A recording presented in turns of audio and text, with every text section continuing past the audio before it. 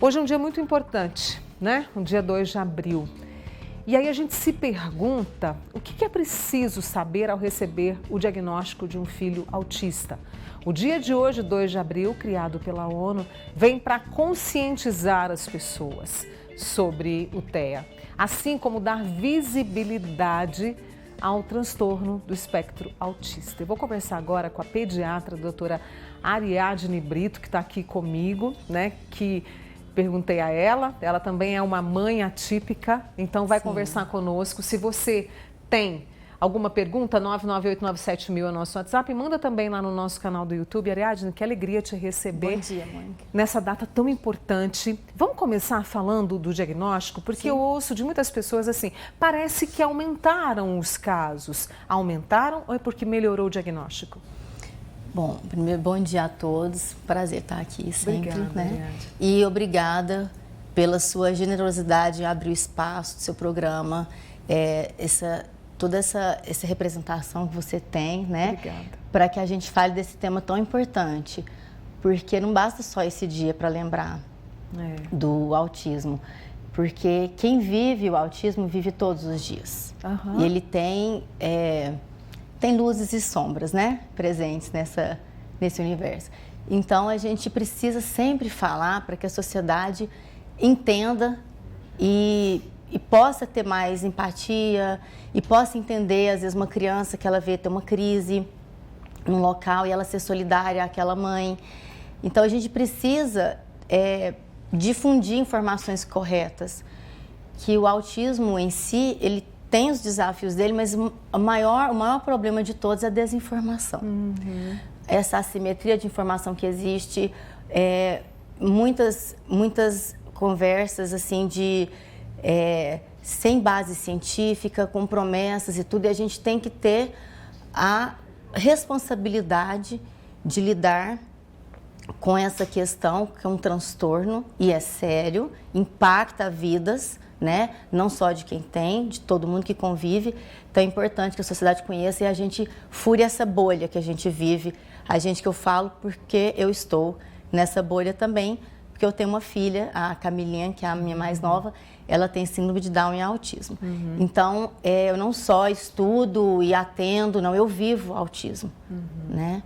Então é muito importante. Sobre o diagnóstico, aumentou, mas aumentou por vários motivos. Um deles é que está se fazendo, pelos critérios que foram revistos há um tempo, de um tempo para cá, unificaram-se alguns diagnósticos que existiam e esses critérios possibilitaram ver com mais clareza, né, as pessoas que estão no espectro, porque tem muito assim, nível 1 de suporte, por exemplo. Às vezes passa batido o diagnóstico na infância, vai fazer o diagnóstico na vida adulta. Enfim, muitos pais fazem o diagnóstico depois do diagnóstico dos próprios filhos, né? Muito comum mesmo. Então, o que isso mostra pra gente? Que não é que está aumentando por algum motivo, que algo que estamos fazendo está multiplicando uma epidemia. Não é. Não é isso. Não. Então, houve uma revisão desses critérios diagnósticos, né? E algumas condições que tinham nomes próprios separados do autismo, foram unificados. E aí a gente acaba falando em níveis de suporte, né, para diferenciar, porque uma pessoa vira e fala assim, ué, mas esse aqui conversa, trabalha, tem família, como assim é autista? E invalida essa pessoa. E só ela sabe o sofrimento que ela vive, porque ela tem sofrimentos psíquicos, ela tem comorbidades, muitas vezes tem comorbidades psiquiátricas, com ansiedade, depressão. Por tentar se encaixar, é como se ela fosse estranha demais para ser normal e normal demais para ser autista. Então, ela fica ali num limbo e a sociedade critica e invalida essa pessoa e ela sofre. E isso tem sido visto em casos que a gente tem de relato de autoextermínio, né? Levado por esse intenso sofrimento. Então, você compara uma pessoa que conversa, que fala várias línguas, muitas vezes tem uma habilidade intelectual muito grande, muito grande, né? Nem sempre existe essa superdotação e altas habilidades que a gente fala, mas É comum estar presente, mas existe esse mito que todo autista tem superdotado. Não, não é. Mas existem casos. E aí a pessoa fala assim, mas peraí, eu pego uma pessoa aqui, fala várias línguas, fez faculdade, casou, tem filho, tem uma expressão na área, né, que atua. Como que essa pessoa é autista? Porque todo mundo tem um rótulozinho de autista com uma criança extremamente comprometida do ponto de vista de comunicação, de interação social, né? Que isso faz parte do diagnóstico. E uma pessoa que é difícil o convívio na sociedade, porque tem crises e tem situações em que ela não consegue suportar ali aquele ambiente. Então, é difícil você falar que todos estão debaixo do mesmo guarda-chuva, mas no mesmo nome ali. Só que é espectro por isso. Eu tenho uma ponta do espectro com algumas características mais marcantes e que não tem algumas que vão estar presentes na outra ponta do espectro. Então, se eu tiver 1000 autistas, eu tenho 1000 autismos. São todos diferentes. Nenhum de nós é igual ao outro. Né? Cada um é especial, é único em sua individualidade e é singular. E no espectro isso é mais evidente ainda. Tem criança que tem seletividade alimentar, não come nada, come, por exemplo, alimentos restritos, só batata, só arroz, só um tipo de alimento. E outra come de tudo, mas ela tem alguma outra dificuldade na comunicação, por exemplo, tão expressiva que ela só conversa dentro de casa. Então, nós temos muita variação nisso. Mas tudo é autismo. O pessoal está comentando aqui sobre essa questão realmente do diagnóstico. Como é que ele é feito? Por exemplo, eu tenho uma amiga lá de Tuiutaba. O filho dela tem TDAH e ansiedade. Com a professora particular ele vai muito bem, mas na hora da prova não tira vermelho, não sai muito bem. Então, está precisando fechar um diagnóstico? Aqui também pode indicar o autismo? Tem. E esse diagnóstico é feito de que forma? Mônica, o diagnóstico do autismo é muito claro isso. Ele é clínico e é feito por um médico. Certo. E qual médico? Qualquer médico que tenha um CRM e esteja capacitado para esse diagnóstico. Então, não é exclusivo do neurologista, não é exclusivo do psiquiatra, nem adulto nem infantil. Um pediatra geral, um médico de família que esteja capacitado, pode sim dar o laudo, faz parte de um ato médico, existe uma lei que garante isso. Tá? Então, esse diagnóstico pode ser feito por outros médicos. E como que ele é feito? Através da história que a gente colhe com a família, né, de sinais que a pessoa apresenta, ou a criancinha, ou a criança maior, ou adolescente, ou jovem, ou adulto, até idoso. Tem gente que faz diagnóstico já na terceira idade. E aí muda tudo, porque explica a vida inteira, né? Quando você entende o que acontece. Então, esse diagnóstico, ele é estabelecido por critérios, tá? Que são determinados porque a gente chama do DSM, que é um código, né, que explica todas as doenças da Sociedade de Psiquiatria. E ela tem os critérios, basicamente, a gente tem 2 eixos. Nós temos o eixo da comunicação e interação social, que são as relações interpessoais do indivíduo.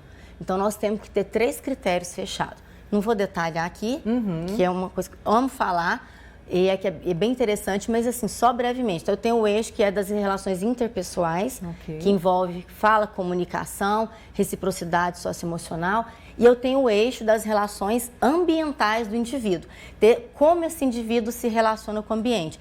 Por exemplo, do ponto de vista sensorial.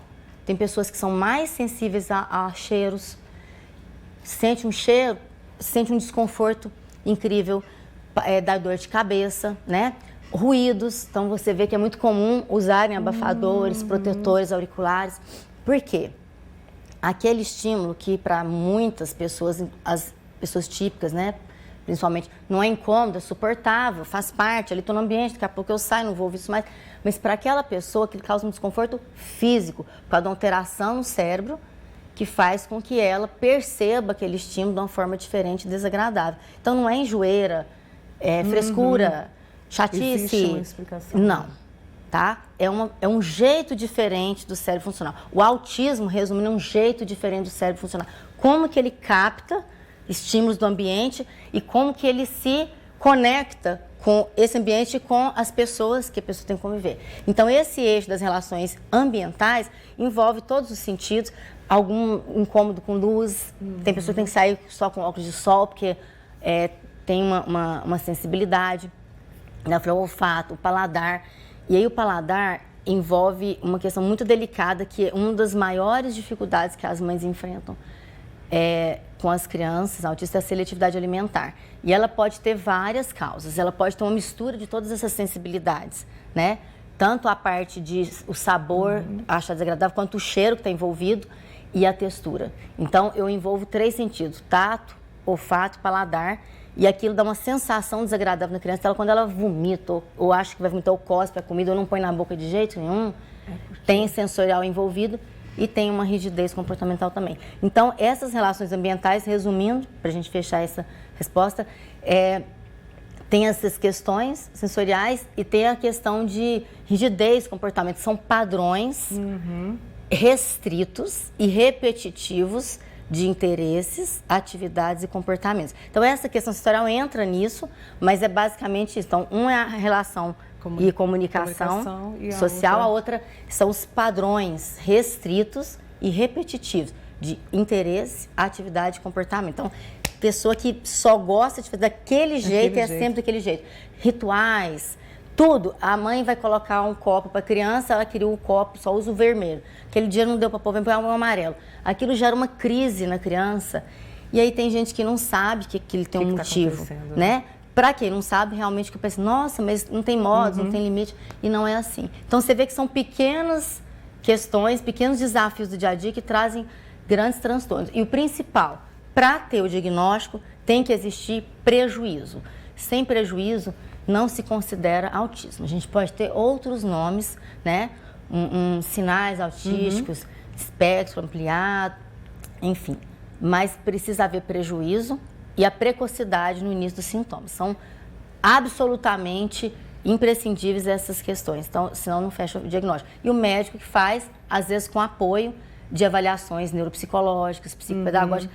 Essa avaliação, equipe, né? Nem sempre, sim, é uma avaliação que nem sempre, ela vai fazer o diagnóstico, ela apoia o diagnóstico, mas quem faz é o médico.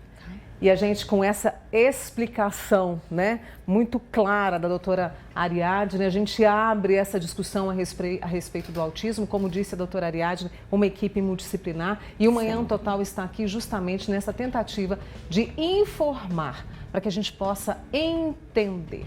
Muito obrigada, Ariadne. Adorei conversar com você. Viu? Um prazer. Volte mais vezes. Deixa eu apresentar mais uma vez a doutora Ariadne Brito Bertarini, ela que é pediatra e também mãe atípica, mãe da Camilinha, para quem eu mando um beijo, viu? Obrigada, tá?